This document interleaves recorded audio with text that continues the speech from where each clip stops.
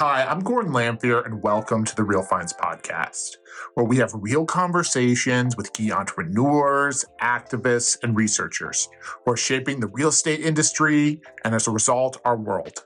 On today's podcast, we'll be speaking with AK Schultz. AK is CEO of SVT Robotics, the platform helping industrial companies integrate automation without blowing up their IT stack. We break down the multi-trillion-dollar automation opportunity that is still in its infancy. We debate greenfield versus brownfield. We reveal why just four walls and a roof won't cut it in real estate anymore, and how some businesses are saving 60% by eliminating operational inefficiencies. Real estate investors and operators, if you want to future-proof your investment, you'll want to take notes.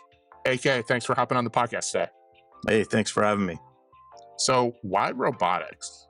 Why robotics? Is that a question of why I joined robotics, or just more of the metaphysical why robotics for anybody? We can start with why you joined robotics, and then we can get into the metaphysical afterwards. So just to pre-qualify, I have a long and meandering career, right? So it actually started when I was an Army officer. I was in tanks and reconnaissance and airborne, and so the natural thing to do when you leave that is to go into and be a nuclear engineer. And so once I left the Army, I became a nuclear engineer, and which is a fascinating field. I was working on the aircraft carrier side of building reactors, and but the technology was essentially the same since the 1950s. And it was more about risk management. And me, as a person who likes to create, wasn't really my place. Like, it wasn't my goal. And I mean, it's an amazing profession. I have total respect for everybody. I learned a ton about quality management, but I wasn't really on the edge of where I needed to be. And the nuclear industry is essentially more risk adverse, and great people, amazing quality systems, but there's a natural tendency towards biasing away from innovation towards risk management, which is what we want from nuclear reactors. Let's just be clear. But but for me, it was not the forever home. And so one day I was getting my MBA, and I got headhunted by the Swiss company that wanted somebody who was a U.S. based person, because they had just landed a massive contract with a very, very large company based in Arkansas. You may know them, and the Europeans don't they just don't really speak Arkansas. So like, I guess they needed somebody from south of the Mason-Dixon line to kind of be this natural translator. But they took me to the interview at a chainsaw factory, and they showed me a forklift driving itself, and this was in 2004. Right, so this is 21 years ago, and I was just blown away. I said, "This is where I need to be." Right, and so I've been doing it since 2004. It has been just an amazing career to grow up and watch the field evolve. And what's also amazing to me is that been doing this for 20 years, and we're still in early innings, right? We are just scratching the surface, and the things that we can do now, just the advancements first in machine learning and now into AI, it's an exciting time to be in this business. So why do you think we're in the early innings of the robotics and data revolution? Penetration of like the market. I think the last stat that I saw was something like 15% of all, say, warehouses have some form of automation, and usually that's like conveyor, right? I mean, just really kind of lower end automation. So we are, and the number of companies that are actually doing advanced stuff, it's really not that many. And so, but they're breaking the ground for everybody else, and they're So I'd say we're not even to the early majority, right? We're still in innovators and early adopters right now. And so when we're talking about adopting technology, one of the biggest things that we get hung up on, I think, is kind of the start of that process. And one of the big debates that you see overwhelmingly is, can we adopt it in a greenfield versus like a brownfield world? And what do you think? What do you think the challenge is with that? Do you think we're seeing, adaptation is going to end up being all greenfield or a real brownfield? So some would argue that, hey, it's easier to do it in greenfield because you have a blank slate, and that is true. However, there's a few things that I would say it sounds like less risky, but in some ways it's more risky. And when you're building something with a building, you tend to think in waterfall, like everything needs to be specified and planned perfectly. The reality is, if it's a 3-year build cycle, the stuff that you're designing in year one is not like 3 years from now, what's the tech going to look like? Right. So the advantage of having a blank slate, by the time it's built, it may be obsolete, irrelevant, or your business may have slightly changed. Yeah. It seems less risky, but in a way, it is almost more risky. And because of the amount of money being spent, it ratchets the risk up. Yeah. And the visibility. The other thing is brownfield. That's where all the juice is, right? That's where all the ROI is in brownfield, because the money is in your existing operation. And a lot of times, and this is probably not great for a real estate podcast, but like a lot of times you can do building avoidance. Yeah. You can do things that prevent you from saving an entire building. And yes, it'll save money in the operational cost, but you may avoid $100 million building. Oh, yeah. Right. So like but there's also challenges, right? So like one of the challenges is you have to bring something into an existing operation, and it's kind of like an organ transplant. Sometimes the the person rejects the organ, right? It is change management for an existing building without any automation. You really have to not just technically deploy, you have to operationally integrate this thing and really kind of win the hearts and minds of the team that is now taking this on. Because, one day their job was X, and now it's like, now I got to learn how to do this. And not everyone is super excited to do that. So there's pros and cons. I would say if you look at the more successful robotics companies, so I'd say the two highest traction new industry, like the newer tech, Locust Robotics and AutoStore. These things are easily dropped into an existing facility with relatively low pain, right? And I would say, and that's frankly, I think why they've had so much traction, is because the market is just so much bigger than the greenfield market. How many buildings are built a year, right? Versus how many are already there? It's like 50,000 houses in the United States or something like that. You would probably know the number better than me. I'd be curious to know what it is, but is it 1,000 buildings built a year? I don't know. Particularly now that as we go into this high interest rate cycle, the amount of buildings is substantially muted compared to even 2 or 3 years ago. So what we've seen, at least the application of robotics, is overwhelmingly in Class A buildings that were built in the last 10 years. Yep. That people aren't necessarily building fresh, particularly when it costs $200 or $300 a foot sometimes to build new. When you can buy maybe at a still a pricey, maybe $100 a foot, or depending on the market, maybe closer to 150. Why would you reduce your profit by 25%, right? So in terms of that, one of the things that we often hear is like, how do you integrate?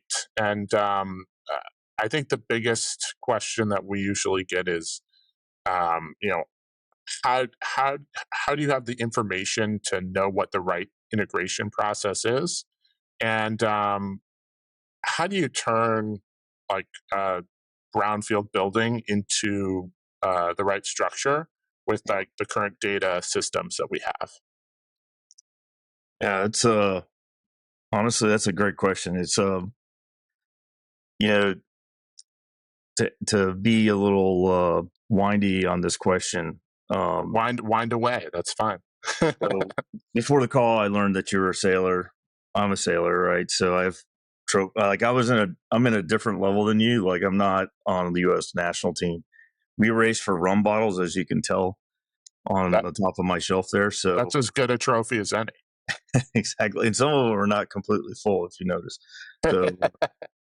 So there's a utility associated with those trophies. But um, the thing that I love about sailing is there's so much science behind a sailboat. It's really an airplane with one wing in the water and one wing in the air, right? And to be a great sailor, I think you really need to understand the physics of what's happening. You need to understand the hydrodynamics, the aerodynamics, right? You need to understand all the mechanics. But at the end of the day, you have to feel it, right? There is an art to it as much as there is a science. And it's at the intersection of the art and science that where the magic happens. And it's what separates someone who's decent from someone who's great, right? And if you have the art but not the science, there's a level you can ascend to. And if you have the science but not the art, there's a level you can ascend to. But if you can pull it all together, you can really make some magic happen. And when I look at this as the same thing, right? So like there is a lot of complex technical activities you got to do, right? There's stuff that's hard, and frankly, we've built a platform to abstract that a lot of those technical difficulties away. But at the end of the day, you're walking into someone's operation and you got to understand what they do. You got to understand what's there, right? You got to understand what's important, what's not important, and then help people and guide them through this process of onboarding this tech. And so, I think the best companies know how to, they are technically skilled, right? You got to be technically skilled, but you also have to understand people. You have to understand businesses. You need to understand this. Companies are these complex organisms, right? And these complex organisms sometimes it can be annoying, right? Like we just want to do the technical thing, right? That unfortunately it never works. And if you ignore the human element, the business element, then you are probably going to fail. So that was my meandering answer. So I'm going to follow up on that, and I think that's a great analogy for what we've seen in terms of implementation. Where do you tend to see some of the most common pain points in the implementation process? Just as to use your sailing analogy, there are often certain pain points that happen in a race. What are the most common pain points that you see implementing robotics? So the number one challenge that I see is when a company does not have any veterans on the team who haven't done anything, right? So like because the companies that are doing the most right now in the industry, especially with like I'd say robotics, it hit a slowdown because of the cap, like just the interest rates alone. Yeah. Slowed the robotics market down. But the big players, the ones with a lot of experience, they have not slowed down a lick, and they've bought up a lot of the capacity. And it's so easy. It's so much better. Like you would think that it's easier to work with. Like a company that's really good at their job might be harder. They may be more persnickety, but it's a pleasure to work with companies that are like that. It's also great to work with a company that is getting started, is keenly aware of what the gap is in their own company, has a good self-awareness, and is leaning into learning. The hard ones are the ones that they have no awareness of what their gap is, and sometimes they have almost a casualness or an arrogance about implementation, and they also expect things to be magic, and it's not magic, right? Just like, well, I thought you were just going to push a button. Well, it doesn't exactly work that way. So it's great to work with people who understand and respect the problem statement, because it is a very difficult problem. The other thing is, the more mature companies will have an appreciation for the ongoing cost of ownership, the total cost of ownership. Like, let's fake it. Like, writing integration code is not that hard, right? If I can make two things talk to each other, pass message is no big deal, right? So integration code is not hard. So why build a platform that does it? Well, because having low technical debt, low cost of ownership, integration approach that is also enables you to consistently and upgrade, say, upgrade Kubernetes or whatever the software is in the background. It doesn't affect the robot company on the other side, where you have these cascading upgrades, right? Like, just that alone, if you can't upgrade at will on the individual pieces, you're exposing yourself to cybersecurity threat. Yeah. Right? So, like, that is hard. That is not trivial. And you have to have a strategy in place, and you have to have a sound technical approach for the long view. And so, Can you dive into that a little bit more for some of our listeners that might not fully understand how uh, uh, an elaborate set of layers can be a cybersecurity threat? yeah. Um, so what I see is, when you connect two things together, that's not a big deal. And if one system has to change, and by the way, when the definition of integration, the literal definition is to make two things into a common whole, right? So that means that if I'm a robot and you're a enterprise like SAP, if we now have become a whole, if you want to upgrade, you have to ask me. I have to do something, right? That's tough when you have now someone else, another party, that is even tougher. And so when you get to 5 systems interlinked, there's something, it just goes off the scale. It's like you can create just deadlock in this upgrade cycle, because not everyone can just upgrade at the same time. So you're waiting for everyone to be ready. And this could take years, right? It's like terrible. And so there's this concept called abstraction. And what you want is to build things that are abstracted from each other, which means that you can upgrade when you want, I can upgrade when I want. And I'm not going to cause any problems around us, right?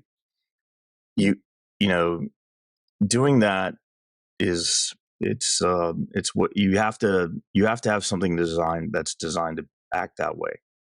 And in the old days, when you only had one robot or a couple of robots, or the robots were like standalone, they didn't communicate with the host system. Yeah, no big deal. All right.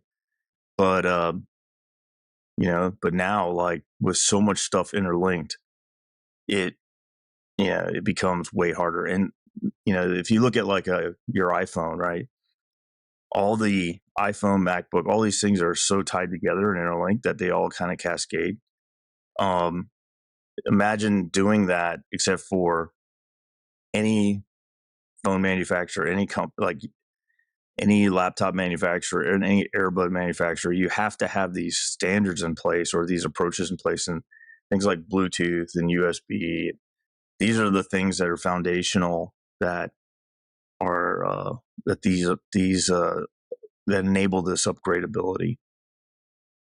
So when we're talking about upgradability, one of the biggest things that I often hear our clients ask us when they discuss robotics is what are the problems that robotics solves, and what does robotics upgrade the most about your facility? So I'm curious, what would you say generally robotics right now is the best at problem solving? Hmm. Um, so there's labor and there's inventory and there's real estate. I think are probably the big three, right? There's probably some others like energy, but I think those are the big three. So like let's just say auto store, that's a that brings a density play. You can take all these small, like you have 10 items in a place, and instead of taking up an entire pallet location, it's taking up a box right this big, right? So you can increase the density in your warehouse. Also, you can build something in a normal height building. You don't need a super high building. If you look at, say, Locust, right? Locust is attacking the labor side. And then, and then inventory, if you can hold lower days on hand, then you can save on your inventory cost if you can predictably still fulfill your order. So I Yeah, three, right? So, yeah. I would say real estate and labor are probably the top of the page. There actually is one more, and that's um, speed to fulfill on time reliably. And that's actually what Amazon revolutionized, Yeah. right? Having a million SKUs under one roof, which at one time was like unheard of, like impossible to comprehend, right? And being able to ship an item in under 45 minutes, right? Like think about just a million, walk across a million square foot building. How long does that take you? I know it's insane. I've seen their facility in Kenosha, and it is unbelievable walking through that place. Yeah, and also, by the way, they do it for multiple items. So, like, if you have three items and you got to walk across the building three times, Yeah. like, you're not going to make it in 45 minutes. So, the things that they did for parallel processing, it's they changed how everyone thought about the industry at scale, um, and so suddenly, like a lot of times, you're buying from Amazon just because you can get it tomorrow, right? And that's a massive advantage. So and I would say there's this underappreciated one, flexibility, right? So there's a lot of systems, that you are big capital intensive, you bolt them to the ground, but once you build it, you can't really change it. It's $20 million. You're not going to just bin it, right? So the capital asset becomes this. It almost fossilizes the business in a way. So like the more modern technologies are very modular. You can add one robot, you can take a robot away, right? So like they're not tied to these big structural fixed assets. So now when it comes to labor, there's a whole bunch of things you can do, right? You see the picking arms, you see these goods to person systems where the robots bring the goods. Really, the number one thing that you can eliminate in terms of labor is walking, right? The picking, the grabbing of a thing is relatively inexpensive for a human, and a human's really good at it, right? Yeah. It's really good. But the amount of time they spend grabbing things as opposed to walking to the thing they're supposed to grab, that's the time. That's where the money is. That's where the cost is. And so one approach is to have the person stand there and bring the goods to them. That would be goods to person. The other would be where a person walks with a robot, picks, but then the robot takes it to the shipping area and eliminates the walking, the deadheading, right? Yeah. Those are your two biggest chunks. When you start trying to squeeze everything else out, like you're optimizing lows, like you focus there first, get the walking out. That will take out 60% of the cost. And then everything else is so much harder to squeeze out. And you have to be so much you need to be so much better as an organization to optimize beyond that. But that low hanging fruit is eliminate walking.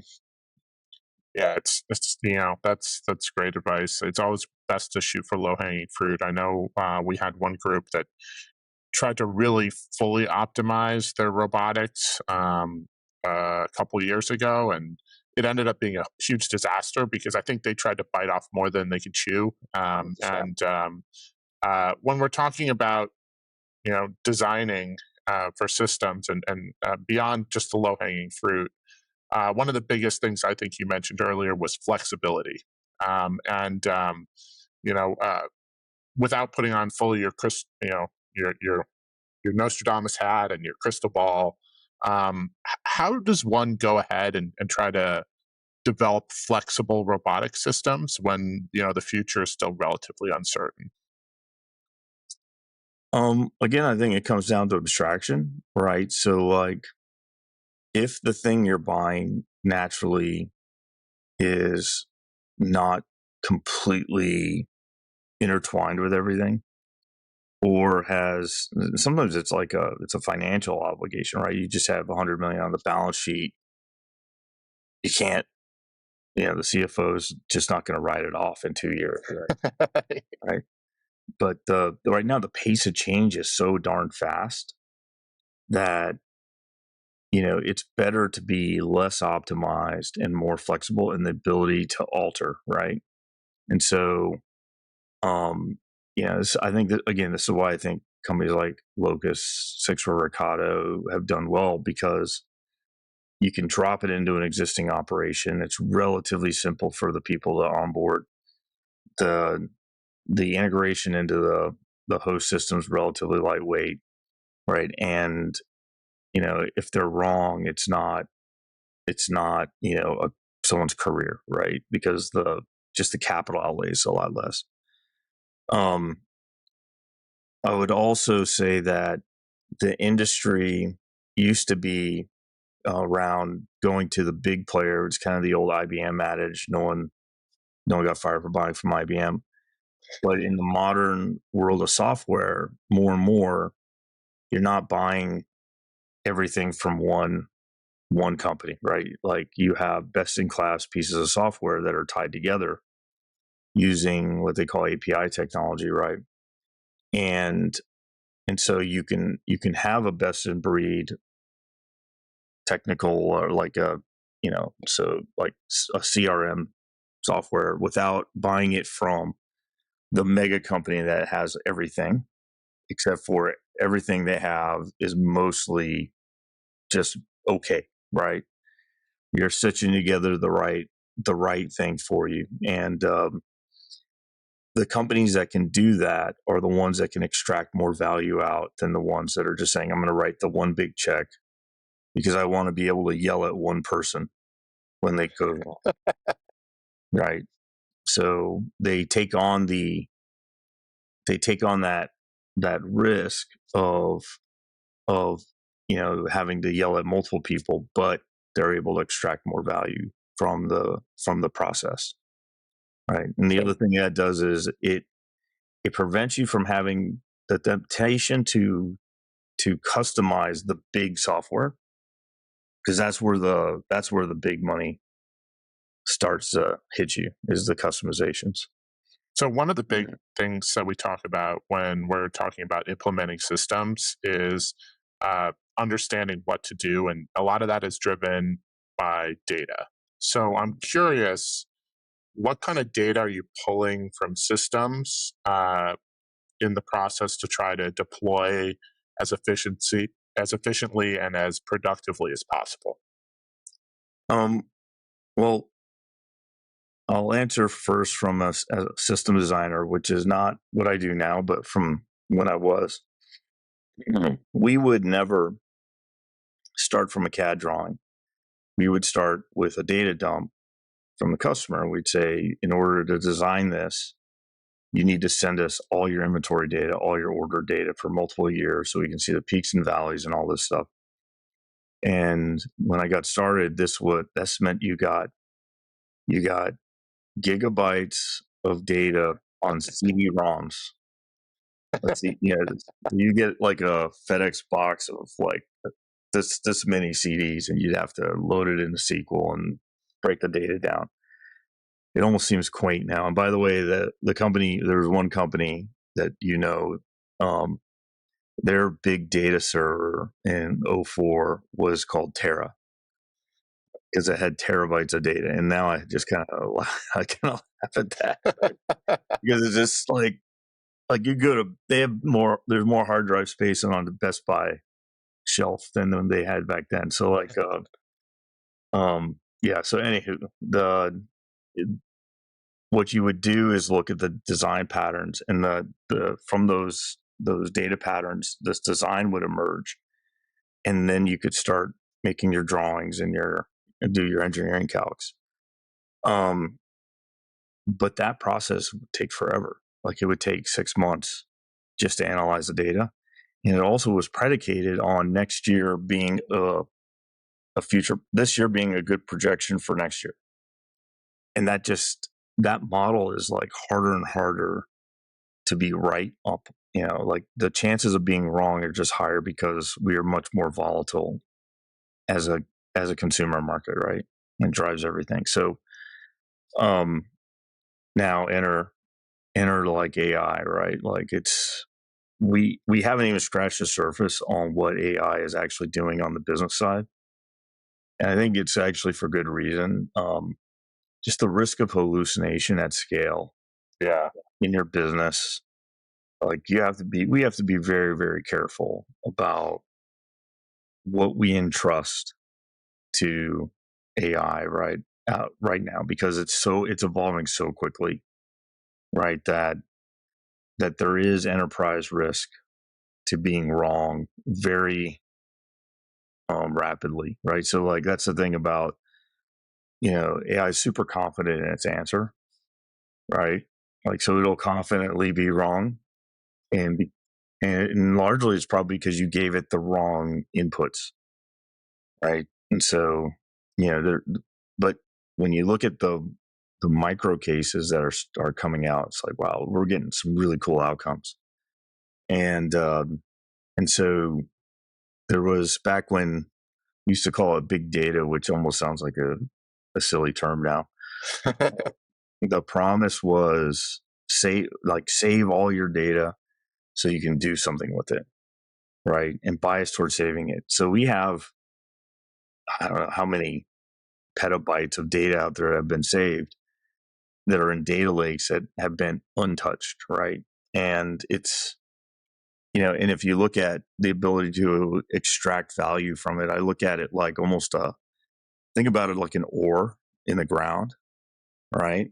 And so you have to dig through so much ore to get to the precious metals, right?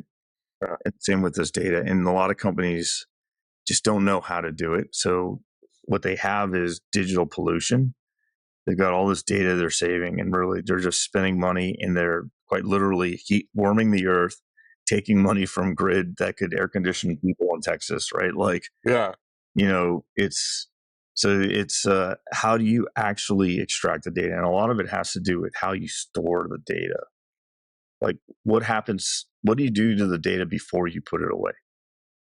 Right. And most people are just throwing it in the junk closet, like randomly. Right. So it's just this like big pile. Right. So, and that's part of, not to pitch my company, but like we believe in normalizing data. And so that data from two different WMSs and two different buildings looks essentially the same to the consumer of that data. Also, we believe that rather these point-to-point integrations, you will publish the same data over and over to multiple companies. But, if you just publish it once and you have the ability for multiple people to consume that data, multiple systems to consume that data, then suddenly you're able to do things that in real time are way more coordinated. And so I'll give you an example. We had a customer that wanted, they had picking robots. They were the type that you follow along, and they wanted to do something on the box. They wanted to optimize their boxes because they're shipping a pair of yoga pants in a package like this, in a box that. Yes. Right. So what they're doing is saying there's this company that called Pack Size that will take the dimensions of the materials and say, okay, you need this box, and it'll make the box on the fly according to the dimensions. Well, you need to know what the dimensions of everything is. You need to know you may want to know what the optimal box size is for the method of shipping. Yeah. Right. You also got to know like how much dunnage you need around it. If it's shirts, no big deal. But if it's like China, like beer steins or whatever, like Yeah. you're probably going to want some packing material. So like how you optimize that. And then there's also, like in this case, they were also looking at, they want to do poly bags because poly bags are way more space efficient, right? But some things qualify to go in poly bag and some things don't, right? And then once it is packaged, they want to rate shop the shipper according to the box. Yeah. To find out which is, so that would normally be like 6 integrations. Yeah. But the data needed for these are all in this essentially the same file that gets published. But they're pre-truncating the data and saying, well, you only need these 2 fields and you only need these 5 fields and you need these 3. Just publish the whole thing and then let everyone just extract the bits they need. And so suddenly you can do things what they call asynchronously. Everything's not hard coupled and tied to each other. Everyone can process independently, and then suddenly you can optimize this workflow, and the pack, the guys making the boxes don't care about the picking technology anymore. They just don't need to care because it's abstracted, right? And so that's the beauty of what you can do. And like, if you look at the way we do it, the individual systems have no knowledge of the rest. All they know is they got a data payload. They got to do something with this in the back. So the irony of orchestrating multiple subsystems is that nobody could be aware of each other. So in order to orchestrate almost like a team outcome, they can't know that there are other people on the team. And that's kind of a matrix, there is no spoon moment for people, because it goes counter to the way most people think about it. Yeah. Sorry if I'm going like nerd level 7 or 10. No. Look, we have a lot of nerds. We have a lot of nerds that listen to this podcast. I would say that would be real estate nerds and business nerds are our chief demographic, so that's fine. Talking about there is no spoon, and the whole idea of that we have kind of unique concepts and paradoxes. One of the biggest paradoxes that going back to data is, do you think we record too much data generally? Because like I find that, at least on the sales side, we have a lot of customers that we go out and talk to, and then their data harvesting process that that they're harvesting all sorts of data, as you mentioned, and then at the end of the day, there's not that much to do with it. Or do you think it's a process where they're just not recording it the right way? Because uh, I know with our own processes, we spent a tremendous amount of time cleaning up the data inputs, and then we found valuable data. Do you think it's one of those 2 issues, or am I getting this totally wrong? No, you're right. And you're wrong. It's not that. So, all right. So it is silly to record everything if you aren't going to use it, period. All right. Yeah. It's also, if all you want to know is what happened, then you really don't, you can be kind of lightweight on your data. You can say, I only want to know that this happened, yes or no, right? So what I call it is red light, green light data, right? In other words, I was supposed to ship this many, did I ship it, right? That's pretty easy. I know what field's a grab. You can decide, I don't need all the rest. I just need this. If that's all you want, then great. The problem is that the problem with getting answers out of data is it usually prompts more questions. And that's a beautiful thing. Yeah. Right? So the classic scenario is you go to IT and say, I want to know the answer. I want to know about my business. Send me the data. And they're like, well, what questions do you want answered? I don't know. Well, give me a list before I'll even start. Right. So next thing you know, you're thinking about it. And the first you send it, it's like 6 months later, you finally get the report. You're like, okay, wow, that's really cool. What happened that day? We need the answer to that. Well, we didn't store that data, but we don't even understand the exact question. So why don't you write out that question?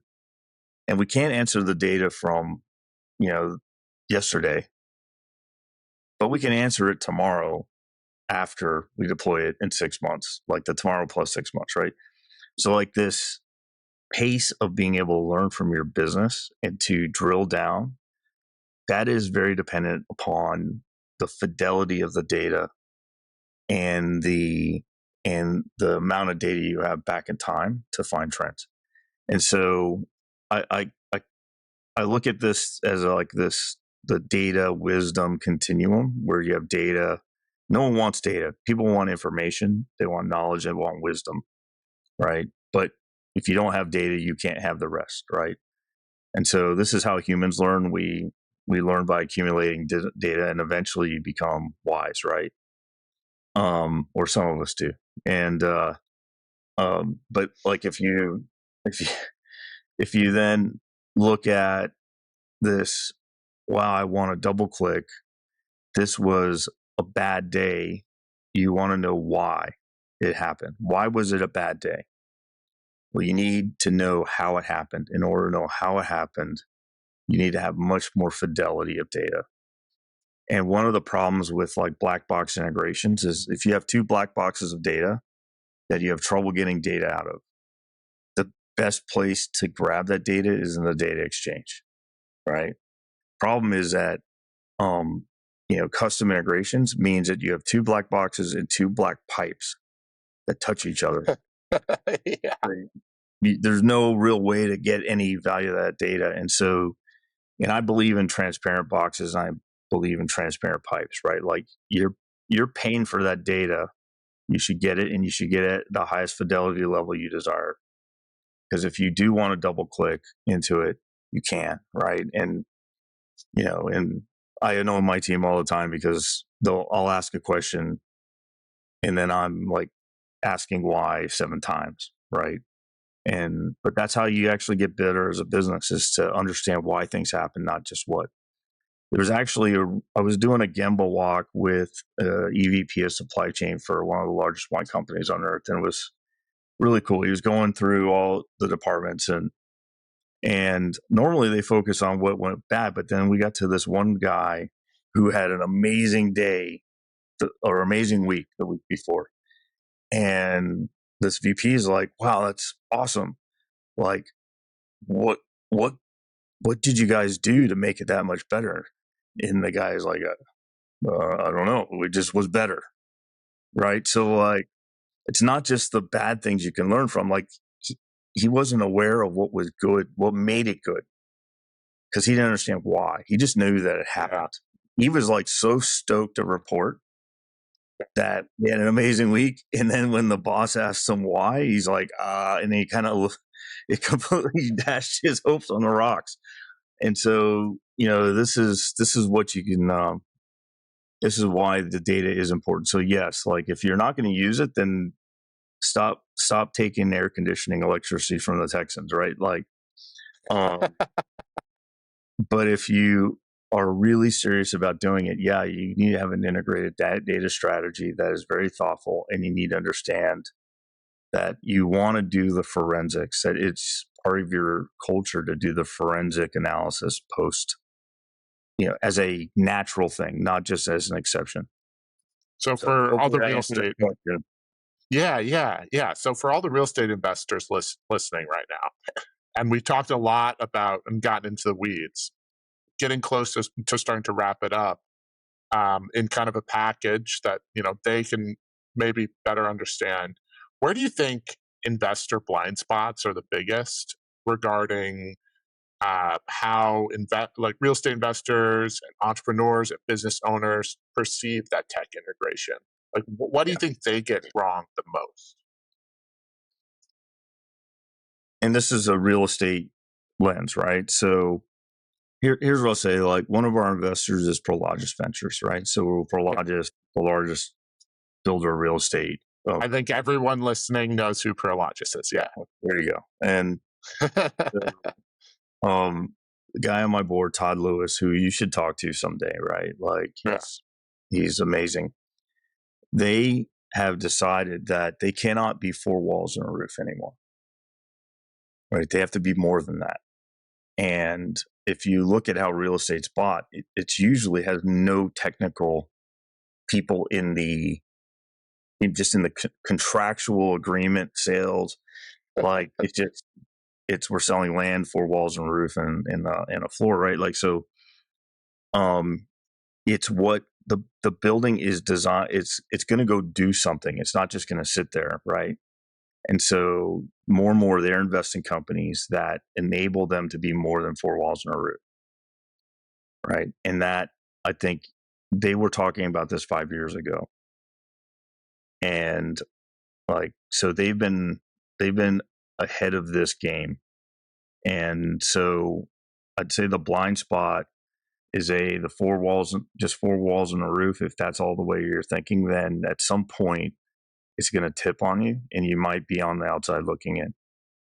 Yeah. So, that's a lot of the conversations we've had on this podcast. I think real estate is going to be more tech and more hospitality moving forward. And, regarding where you end up on that spectrum depends on your asset class. I'd love to yeah, move into our. Go ahead. Maybe a way to think about it is, what does your customer's customer intend to do with this? Right. Yeah. So, like, if you think 1 to 2 steps downstream, then you can start to say, okay, well, then this is an offering that can stream through. And by the way, like, it's less commoditized. Your margins can go up if you do it well, right? And so, because if it's just price per square foot, then you're really just in a reverse auction. Yeah. Right. So let's dive into that more into our final four. So our final four is always a good wrap up, and it's a good point to learn a little bit more about you, a little bit more about what you do, your business, and kind of how you see the world moving forward. Because we find that men and women who are in the arena tend to know where the world's going to be 5 and 10 years out, often way before even some of the investors that listen to this podcast. So what do you think is going to have changed the most about robotics 5 to 10 years out?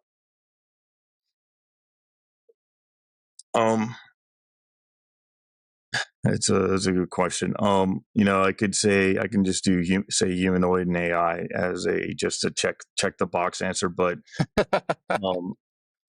I think what will happen is that companies in the robotics industry will focus more on making it accessible to your mid-pack buyer, right? Yeah. Because right now you really have to be super skilled. You have to have robotics capability inside your company in order to be qualified to buy from robotics companies. That we're never going to get mass adoption without that. And so, and then once all that's working and we focus on creating transparent boxes, transparent pipes, then you can start having inter value exchange, which means 1 + 1 + 1 = 50, right? And that's and that's one of our, that's what we're striving for, is to provide that part of the thing. So that's my answer. So one of the things that we always like to have as an answer on the podcast is we have a lot of younger listeners too, a lot of younger real estate nerds. And I'd say anybody, in their 20s, maybe early 30s qualifies. And they're in various points starting off their career. And they're often looking for advice from some of the other folks that we bring on, including yourself, who have had success. And I'm curious if you could give a 1 minute bit of advice to a younger AK, what would it be? Well, personally, I would have started a company earlier. Because, like I would have started my journey before I was, I had gray hair. Um, but I'd also say that, like, just be insanely curious and just keep asking why, keep digging and keep leaning in. Don't expect to be spoon fed, right?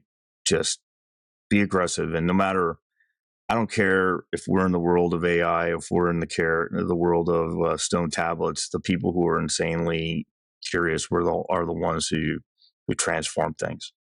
And it's the people who want to understand the invisible. Is that quote? Only those who can see the invisible can do the impossible. Right? Strive to understand what is the underlying magic. I do that's not a an oddity on here. Many of the individuals we brought on, the number one thing they're pushing is curiosity, and that we always try to ask why on this podcast. Very rarely, though, we do also ask what, and what should we be picking up in terms of our next book. It could be as simple as a children's book. It could be as complex as War and Peace. What's the next book that we should be picking up? So I thought about, you had asked me this, and I thought about this. I'm gonna give you two really old books. Okay, all right. The Goal by Okay, Goldratt, which is um, essentially a novel about how to do math in a business and optimize throughput and profit. Right, it's a really good okay, book, and it puts it in context. The Design of Everyday Things by Don Norman. Like, this is a book that talks about how to make things simple for your customer, not make it more simple for you. Right, that keep it simple, stupid thing. Most people yeah, are saying keep it simple for myself, and I'll just push the complexity to you, right? And this is yeah, really the difference between Apple and other companies, right? They push simplicity to their customers, but they absorb and ingest the complexity, because ability to convert complex to simple is really where a competitive advantage is derived, in my opinion. And then finally, because these, by the way, all these are books where the art and science blend, right?